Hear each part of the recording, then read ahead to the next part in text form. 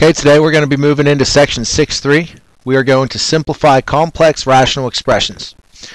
We're going to discuss two different ways to do this, and when you look at our warm-ups, what we have are complex fractions. These are called complex fractions because they look pretty complex. We have fractions within the fraction. So I'm going to do two methods. I'm going to show you two methods in these warm-ups as well, and that's going to be very similar to the two methods we will discuss when we have complex rational expressions, as you can see here. We'll discuss the two methods there. So the first method is probably the one that you would instinctively simplify a problem like this. You would simplify the 1/2 and the plus 3/4 by getting a common denominator. So I would just leave my 1 up top. 1/2 I would write it as 2/4. 3/4 I would stay the same.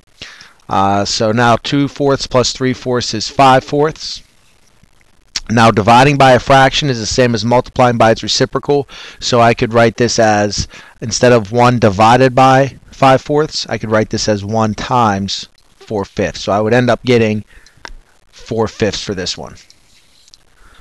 Number 2, I'm just dividing fractions. So dividing by 4/9 is the same as multiplying by 9/4. So this is just a matter of keep, change, flip. And I can cross reduce. 2/4 reduces to 1/2. 9/3 reduces to 3/1. And multiplying straight across, I would get 3/2. Over in the last one, my common denominator up top would be 6. So I would rewrite 2/3 as 4/6. And in my denominator, 1/3 plus 2/9, my common denominator there would be 9. So I can write this as 3/9 plus 2/9. I would end up getting -1/6 divided by 5/9. Keep, change, flip. I get -1/6 times 9/5. Multiply straight across. I get -9/30, which reduces to -3/10. So that's the one method of doing it, method 1. And you're going to see this will work, method 1, on the rational expressions when we get to the complex rational expressions. But I'm going to show you the second method here, which actually kind of simplifies things. It makes it a bit easier. I'm going to prefer you to use the second method. However, both will work. So the second method, what I do is I'm going to multiply by a fraction that is equal to 1. I'm allowed to do that because you can always multiply by 1 and you don't change the value of the expression. So what I'm going to do is I'm going to look at my denominators, which here are just 2 and 4. My LCD, my least common multiple of those, would just be 4. So I'm going to multiply top and bottom by 4. And I distribute these 4s to all terms here. So this one step will cancel out all fractions within the fraction. So it'll make it look a lot easier. 4 times 1 is just 4. Over here I distribute the 4 to the 1/2 and to the 3/4. 4 times 1/2 is 2. 4 times 3/4 is 3. So I'm just left with 4/5. So you can see it is definitely less work doing it this way. Number 2, I would multiply top and bottom by, well, if I look at my denominators of 3 and 9, just multiply top and bottom by 9. So I multiply 2/3 times 9, I get 6. I multiply 4/9 times 9, I get 4. So I just get 3/2. Over here, I look at my denominators, which are 3, 6, 3, and 9. My least common denominator, which is the smallest number that those three numbers go into evenly, would be 18. So I'm going to multiply top and bottom by 18. And I distribute the 18 to all 4 of those fractions. So 2/3 times 18. See, all these denominators are going to cancel out. So I just do 18 divided by 3, which is 6. 6 times 2, which is 12. Minus 18 divided by 6, which is 3. 3 times 5, which is 15. All over 18 divided by 3, which is 6. 6 times 1 is 6. Plus 18 divided by 9 is 2. 2 times 2 is 4. So we end up getting -3/10. And you're done. So definitely a little bit shorter, as long as you can handle that first step, which is something I'm going to prefer you to do.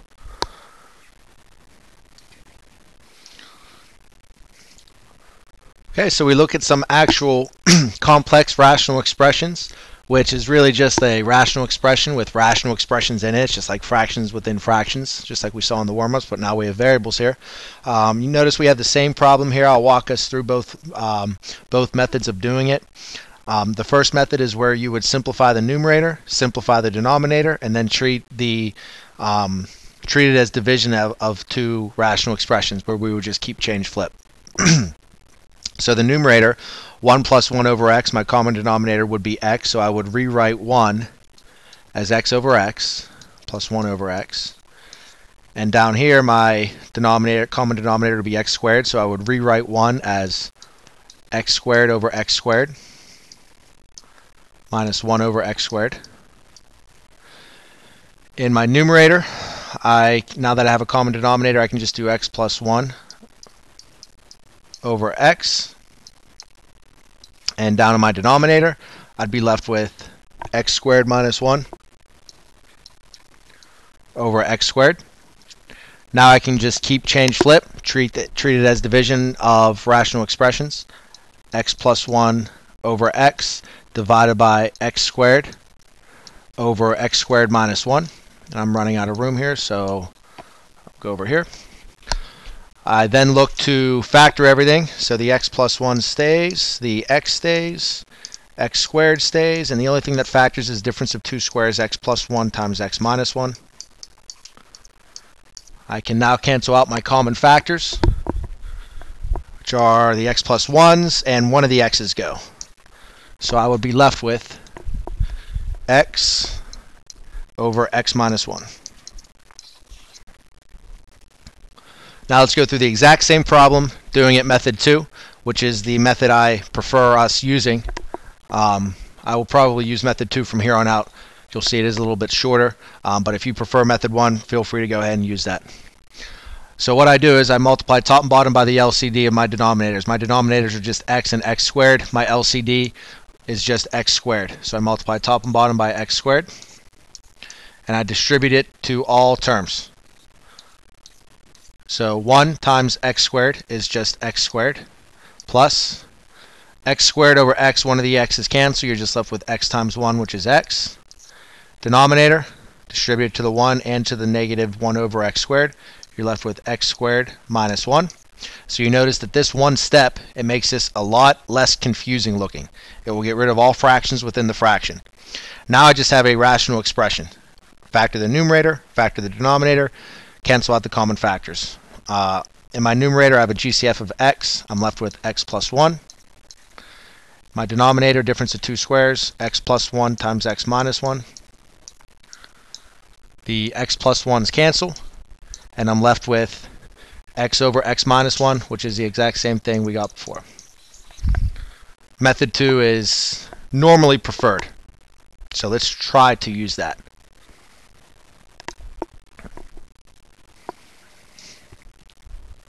Okay, moving on to example 2. When you see something like letter A here, you don't really have multiple rational expressions in the numerator or denominator. For instance, I don't have like another term here, so I don't really have to use the same method that I just did. I don't have to use method 2. This is even easier to just treat this as division. Treat this division as division of rational expressions, and I can just keep change flip for my first step. And after I do the keep change flip, we're just multiplying rational expressions. This is back to section 6.1. We know how to do this, so we have 4 factoring problems to do here. And I can factor both numerators and both denominators to get. Okay, there's the factored form. I can now cancel out my common factors. I have an x plus 1 that goes. I have an x plus 3 that goes. And that looks like that is it. So I can write my final answer as x minus 3 times x minus 1 over x plus 4 times x plus 3. So in a problem like this, when we didn't really have multiple rational expressions and neither the numerator nor the denominator, just treat it as normal division and keep change flip. This was similar to warm-up number 2 of the complex fractions. Warm-up problem number 2 you can look at and see how similar that was. Now in letter B, we have some negative exponents we have to tend to first. Now this would be wrong if you just make this a to the positive 1 and take it down to the denominator. Because we have some multiplication or division here, you can't do that trick. So the a is being taken to the negative 1, only the a, not the 3 is. So I need to first rewrite this as 1 minus 3 over a to the positive 1, which is just 1 over 3 to the a. My denominator becomes 1 minus, only the a is getting taken to the negative 1, so that becomes a to the positive 1, and I put it under the 2. And here only the a is getting taken to the negative second power, so I can make it a to the positive second if I put it under 3. So now you see we have a complex rational expression. I'm going to use method 2 here. Multiply top and bottom by the LCD of my denominators, which would be just a squared. That will make this a lot less confusing looking once I complete this step. I distribute the a squared to all, looks like we have 5 terms. A squared times 1 is just a squared. Minus, now here one of the a's cancel, I'm just left with 3a. Denominator, 1 times a squared is a squared. Minus, one of the a's cancel, I'm left with 2a. Minus, both a squareds cancel, I'm left with 3. Now I can factor the numerator, factor out an a, I'm left with a minus 3. And when I factor my denominator, I need to find factors of negative 3 that add up to negative 2, which are minus 3, positive 1. My a minus 3's cancel, and I'm left with a over a plus 1.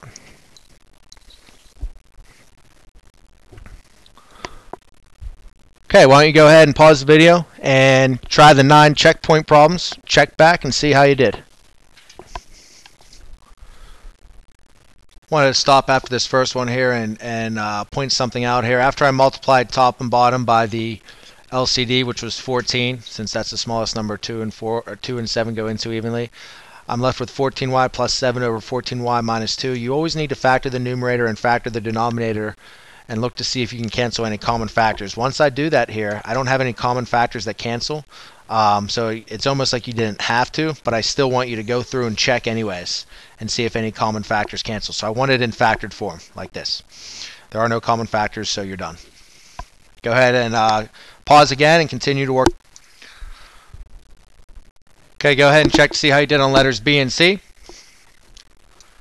And you can pause again and try to work out D through F. Okay, check out your answers for D through F, see how you did. And then we have our last 3 to get through. Letters G through I. Okay, go ahead and check to see how you did on letters G through I. I want to point out on letter I, what I did first was I first focused on this complex fraction. I multiplied top and bottom by 2, and I would get 2 over 2 plus 1, which is 2/3. Then I focused on this complex fraction, multiplied top and bottom by 3, ended up getting 3/5 there, got a common denominator, and I ended up getting 8/5. Looking at the closing questions, is the number 2 a rational expression? Well, can I write it as a fraction? Yes. It is the quotient of 2 polynomials. Square root of x is not a polynomial, so this one is no. You can't write that as the quotient of 2 polynomials.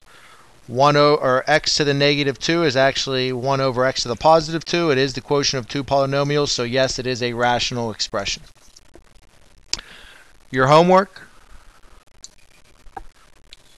14 problems, 2 through 28 even, and some of them get a little tricky, so I'm giving you a head start on some of them.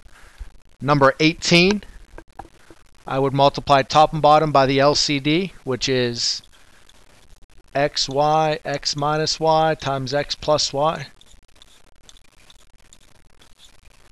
And then I would distribute this to all 4 rational expressions.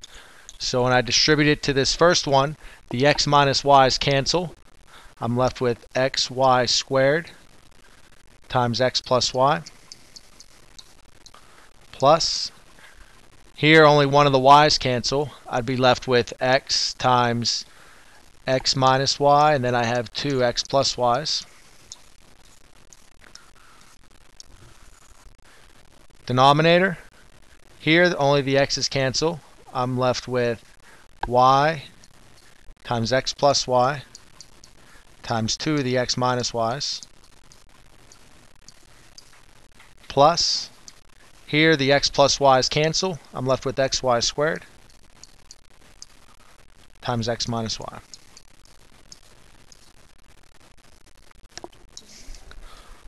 Okay, next, we still have a lot of work to do here. I can't start canceling things. I can't even start factoring yet till I expand everything and then collect my like terms. So I need to expand this here. The xy squared is going to get distributed to the x plus y. Here I have a lot of multiplying to do. First I'll distribute the x to the x minus y, and then I will square double square the x plus y. Same thing down here. I'll square double square the x minus y, and I'll also distribute the y to the x plus y.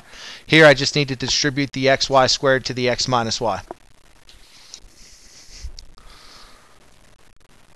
Okay, next I am still not quite completely expanded. I can continue to multiply here. What I need to do is distribute the x squared 3 times and the negative x 3 times, and also the xy 3 times here and the y squared 3 times here.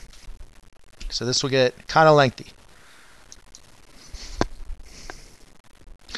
Okay, from here you would collect your like terms. You would get to this rational expression. You would look to factor. The numerator factors, you can factor out a GCF of x cubed. Denominator has a GCF of y, and no common factors, so you would be done right here. Get you started on a couple more. If you look at number 22, the directions ask you to find the reciprocal, so that's where you just flip the fraction, but we need to get this to be a single fraction first, or a single rational expression. So I'm going to, since x squared is over 1, I'm going to multiply top and bottom by x to get a common denominator of x. I'm left with x cubed over x minus 1 over x. Now I can write it as a single rational expression, x cubed minus 1 over x. Now we need to flip it for the opposite reciprocal, or not opposite reciprocal, just reciprocal, x over x cubed minus 1. And then you should factor the numerator, factor the denominator, and cancel out any common factors if there are any. Number 26, we saw a problem similar to this in the last checkpoint problem. What we'll do first is we'll just work on this rational expression and leave everything else the same. To simplify this, I would multiply top and bottom by x. I would be left with x over x plus 1. Then I could just work on this complex rational expression. Multiply top and bottom by x plus 1. Everything else would stay the same.